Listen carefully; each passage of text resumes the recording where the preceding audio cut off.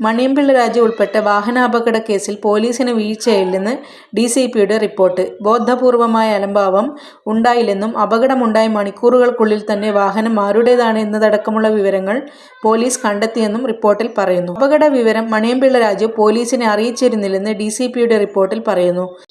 അപകട വിവരം കുടുംബാംഗങ്ങളെയും സുഹൃത്തുക്കളെയും അറിയിച്ച ശേഷം മണിയമ്പിള്ള രാജു തൻ്റെ mobile phone switch off ആക്കുകയായിരുന്നു.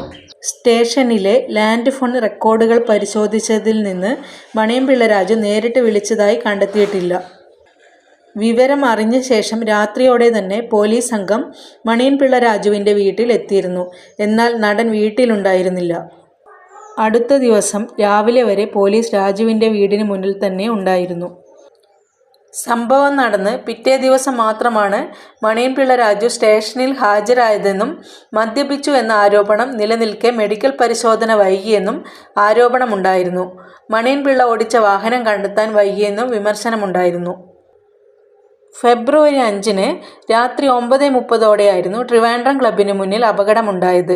Trivandrum ക്ലബ്ബിൽ നിന്നിറങ്ങിയ മണിയമ്പിള്ള രാജുവിൻ്റെ കാറിലേക്ക് അമിത വേഗത്തിലെത്തിയ ബൈക്ക് ഇടിക്കുകയും ബൈക്കിലുണ്ടായിരുന്നവർ തെറിച്ച് വീഴുകയുമായിരുന്നു. സംഭവത്തിന് പിന്നാലെ മണിയമ്പിള്ള രാജു വാഹനം നിർത്താതെ പോയി. ഭയം കൊണ്ടായിരുന്നു വാഹനം നിർത്താതിരുന്നതെന്നും സുഹൃത്തുക്കളെ വിളിച്ച് ആംബുലൻസ് എത്തിക്കാൻ പറഞ്ഞതായും മണിയമ്പിള്ള രാജു പിന്നീട് പ്രതികരിച്ചിരുന്നു.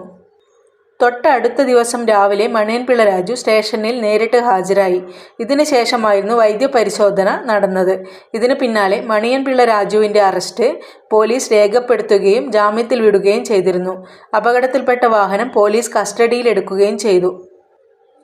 ട്രിവാൻഡ്രം ക്ലബ്ബിന് മുന്നിലെ അപകടവുമായി ബന്ധപ്പെട്ട് CCTV ദൃശ്യങ്ങൾ പുറത്തു വന്നിരുന്നു. ക്ലബ്ബിൻ്റെ പാർക്കിങ്ങിൽ നിന്ന് മണിയമ്പിള്ള രാജു വാഹനം പുറത്തേക്ക് ഇറക്കുന്നതിനിടെ അമിത വേഗത്തിലെത്തിയ ബൈക്ക് ഇടിക്കുകയായിരുന്നു.